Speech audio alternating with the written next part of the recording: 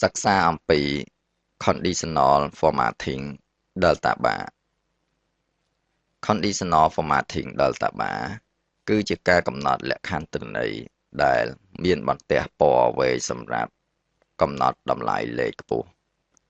តោះអញ្ចឹងយើងមើលការអនុវត្តនៅលើទិន្នន័យរបស់យើងហ្នឹងទី1គឺយើងត្រូវការ select លើទិន្នន័យដែលជាលេខហ្នឹងមកបន្តមកទៀតគឺយើងយកពាក្យថា home រួចយកពាក្យថា conditional formatting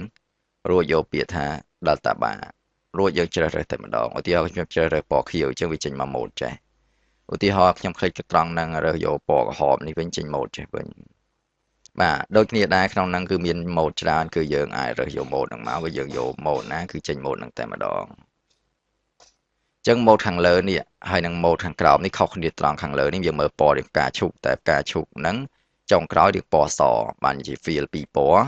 តែបើយើងយកមើលខាងក្រោមគឺមកពណ៌ផ្កាឈូកហ្នឹងគឺច្បាស់ពេញហ្មងខាងលើវាមានពណ៌ស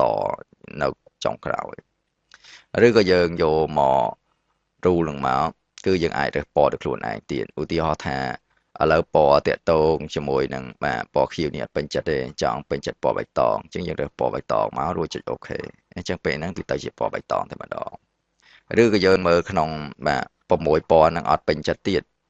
យើងអាចคลิกលើ more ហ្នឹងមកអាចចូលពណ៌ឲ្យផ្សេងទៀតក៏បានដែរឧទាហរណ៍ថា more color